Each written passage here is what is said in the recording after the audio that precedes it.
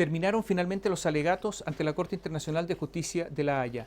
Chile y Perú dijeron todo lo que tenían que decir, expusieron todos los argumentos, los elementos de hecho y de derecho, y por lo tanto ya no queda nada que decir. Se prepararon durante años.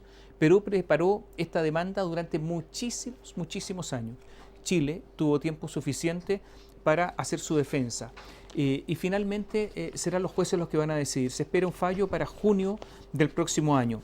Está todo dicho. Los jueces todavía pueden hacer preguntas a los agentes, de manera que si necesitan algún antecedente nuevo, deberán enviar por escrito su pregunta o la demanda de antecedentes para que en un plazo determinado las partes se las puedan hacer llegar.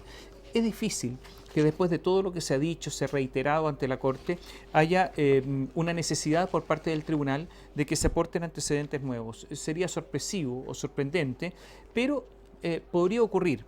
Lo cierto es que no hubo grandes sorpresas en este juicio. Argumentos, yo creo que en general todos los conocíamos, los que seguimos el caso.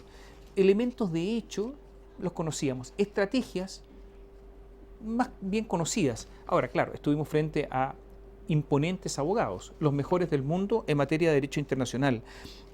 Por lo tanto, la exposición de los argumentos, el orden de los argumentos, la forma, el procedimiento, el rito, el estilo, la ironía fuerte, naturalmente que eso llamó la atención. Pero en cuanto al fondo, yo diría que prácticamente no hubo grandes sorpresas. Sí me dio la impresión que Perú progresivamente empezó a retroceder en sus posiciones. Partió muy fuerte, naturalmente que el demandante inicia los alegatos y progresivamente da la impresión que su energía, que la batería comenzó a agotársele, no tuvieron un largo aliento. Y yo diría, y a los abogados esto le hace mucho sentido, que un punto muy fuerte fue cuando cambiaron la naturaleza jurídica del Tratado de 1952. Nosotros cada vez que hablábamos de este tema decíamos el tratado o la declaración, porque para Perú era una mera declaración, para Chile era un tratado, de manera de mantener siempre las dos versiones. Sin embargo, ahora podemos hablar de tratado porque de un modo sorprendente, en algún momento Perú le dio a ese documento, a ese acuerdo, perdón, el carácter de tratado como lo sostenía Chile. Fue una voltereta. En un principio dijo que era una mera declaración, era un acuerdo más bien pesquero, acuerdo pesquero. Después dijo que era un instrumento para policía marítima. Dijo que era una soft law, una ley suave, que después se podía transformar en una ley dura, en fin, una serie de argumentos que fueron debilitando la posición peruana. Aunque Perú nunca reconoció que fuera un tratado de límites, sino que simplemente un tratado que reconocía las 200 millas marinas, lo cierto es que ese cambio de posición en juristas tan conocidos, tan versados, en juristas con tanta experiencia, no dejó de llamar poderosamente la atención y significó que Chile tenía una posición tan fuerte que prácticamente no pudieron resistir. Eso por una parte. Y lo segundo, el experto geógrafo, Roman Bundy, expertísimo geógrafo, conocido, un hombre de talla mundial. Este abogado, experto en geografía, que tenía un libro donde reconocía los límites que sostenía Chile, que existían con Perú. ¿Es que Perú no averiguó todas las obras de los representantes que contrató? ¿Es que no leyó sus libros? Yo diría aquí un descuido realmente impactante, porque evidentemente que al contratar a alguien para un juicio de este nivel se estudia todo lo que ese alguien ha escrito, todas las opiniones que tiene, y también una falla del mismo Bondi de no reconocer ante quienes lo querían contratar que en realidad había un impedimento grave, había una obra publicada. Ahí evidentemente que la defensa peruana tuvo que decir touché, es decir, touché, como en la esgrima, porque realmente fue una derrota. Y lo otro, me pareció que Perú, en la última parte de los alegatos el día martes de esta semana, empleó muchísimo tiempo en el triángulo exterior. Hay que decir que la demanda principal peruana es la línea bisectriz, y como demanda subsidiaria, o sea, si es que le dicen que no a la demanda principal, subsidiariamente está el triángulo exterior.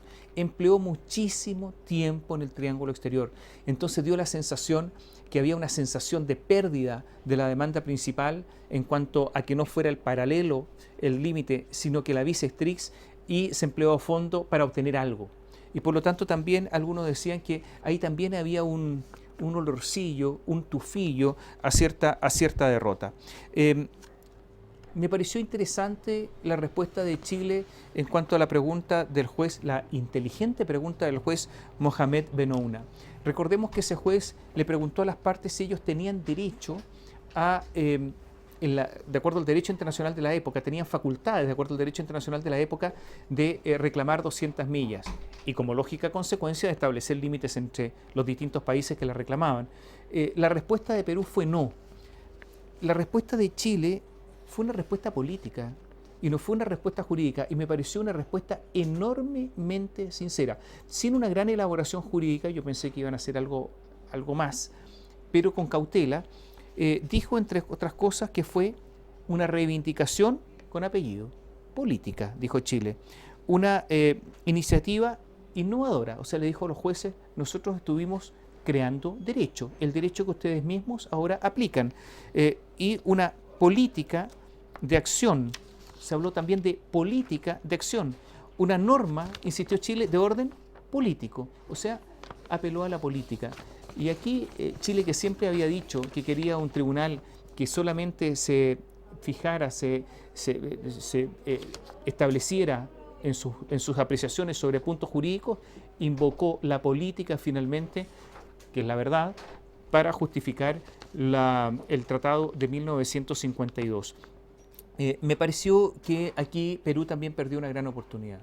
Perú podría haber pedido al tribunal que se pronunciara sobre la pregunta del juez. Si el juez preguntó, él, en un acto individual, ¿por qué Perú en la parte petitoria no le pidió al juez que se pronunciara sobre esa pregunta? Posiblemente ahí habría obtenido una posibilidad de éxito. Me parece que fue posiblemente un error de los abogados peruanos.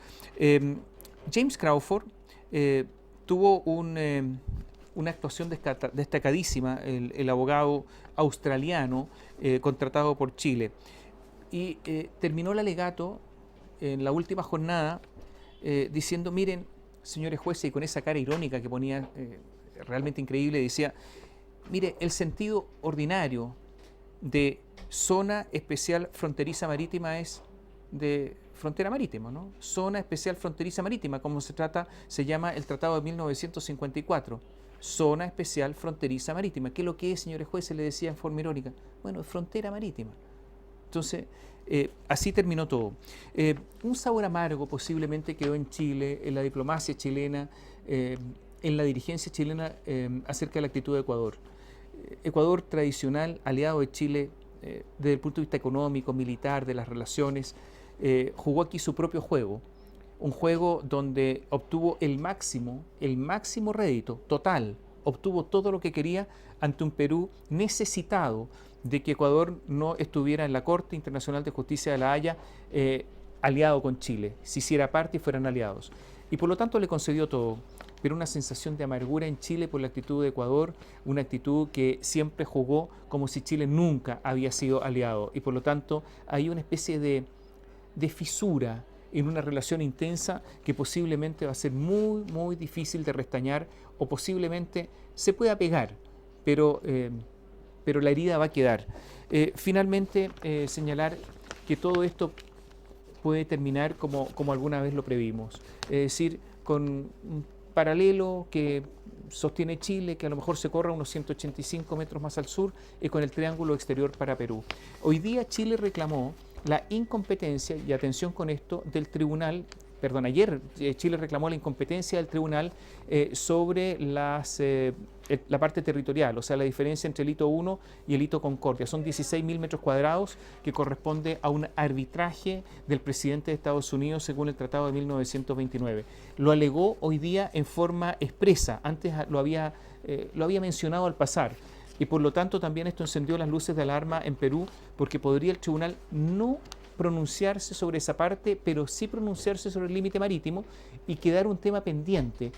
Atención con eso, pero por 16.000 metros cuadrados, ustedes comprenderán, una hectárea media, difícilmente dos países van a ir a un arbitraje y eso sea materia de una simple negociación. Ha terminado este proceso en la parte oral. Quedan preguntas que pueden hacer los jueces, sería extraño que lo hicieran. y la sentencia final, que es inapelable. Es una sentencia única, porque esta es una instancia única. Quedará cumplir el fallo, pero yo diría que si había dudas acerca de lo que podía ocurrir, no hubo tantas dudas, y posiblemente Chile salga victorioso o con una pérdida muy, pero muy menor de este juicio, después de todo lo escuchado durante tantas horas de alegato.